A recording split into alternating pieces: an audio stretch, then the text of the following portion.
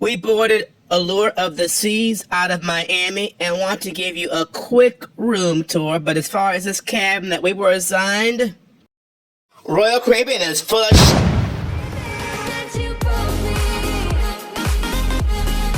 Royal Caribbean launched Allure of the Seas in 2010, and in a couple months it's going to go through its first major renovation and refurbishment to the tune of $100 million.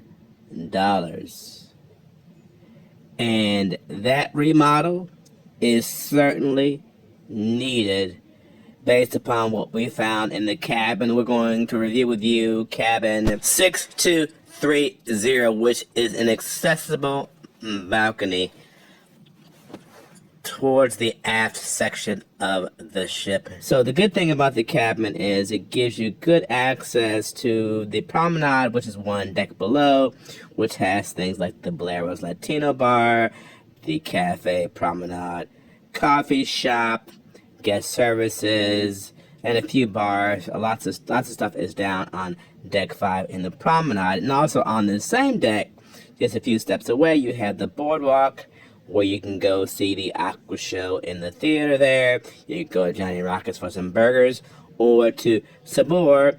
And as we understand, Sabor is going to be taken out and replaced by the very popular Royal Caribbean concept Playmaker Sports Bar. So you will have access to get to Playmakers pretty easily from this cabin as well. But Houston, there are problems like we have stated. But let's walk through first, and we'll get to the problems in this cabin in just a little bit. But this is a balcony cabin, ocean view, accessible cabin. So you have the emergency call buttons there. The bed's king size. It splits apart into two twins.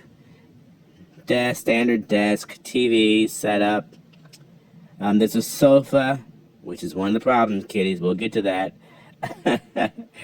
Chair. It's a very spacious cabin, so if you have a wheelchair or scooter, you will have no trouble getting around. The closet space is more than adequate, plenty of hangers, and hangers adjust down, so if you need to have them adjusted to lowered because you have issues in mobility, that can be adjusted and lowered. The safe is there in the closet as well. The bathroom is a nice, spacious bathroom with all the accessible features, and again, that is also a problem area for this room. The balcony has a ramp for you to exit to get out to the balcony, 2 chairs, and a table on the balcony. There are power outlets at the desk, 1 European socket and 2 American. You got an iPod. They have a iPod jack still in this cabin, and they will certainly come out with the remodel. But the first problem is the sofa is stained, so hopefully they'll rip these out or totally reupholster them at the dry dock. This video doesn't do it justice, but the sofa is really quite filthy. You're really reluctant to even sit on a thing. It looks so nasty, Motel 6-like. The room wasn't cleaned very well. Dust on the TV, dust on top of the cabinets, spots on the mirror when we arrived. Not very good look, having a dusty room. It just shows you that there was no deep cleaning, very superficial cleaning of this room. Not a good sign. The toilet in this room stopped working every single day, sometimes a couple of times a day. We have never seen anything like that where the toilet broke down so often. I won't go through the grisly details, but when you're sharing a cabin and you use a restroom, you want whatever came out to keep on going down the pipeline into the sewer, not standing around in the toilet for hours, kiddies. Another issue in this cabin, being that it's such an old room, is that there's only one outlet near the bed, no USB ports, and so that works, I guess, if you have a CPAP machine or if you have some sort of expansion socket, but it's not contemporary, and that will probably be fixed at the dry dock. One final demerit of this particular cabin is when we were in the restroom calling maintenance because the toilet wasn't working yet one more time, we discovered that the audio on this phone does not work. Keep in mind that this is an accessible cabin, so you have this phone in the restroom as a safety feature, and this safety feature is not functioning. We informed maintenance that the phone was in disrepair, and they never came to fix it. Perhaps they knew this safety equipment didn't work and were postponing fixing it till the dry dock is done.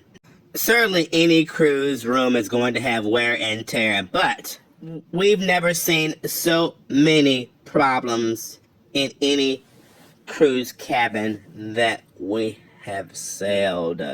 If you peel away these demerits, it's not a bad cabin. It's actually a good cabin, but it's certainly kind of run down and shabby.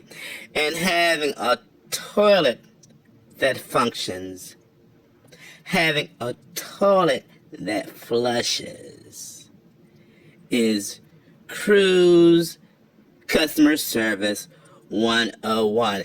And I doubt that I am the first person in this cabin to have this toilet stop functioning like this.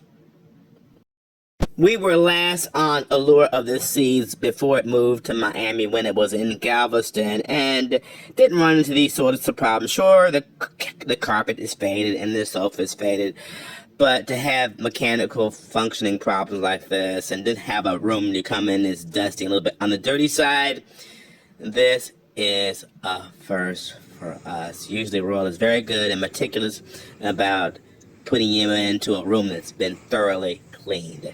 This wasn't. It just wasn't.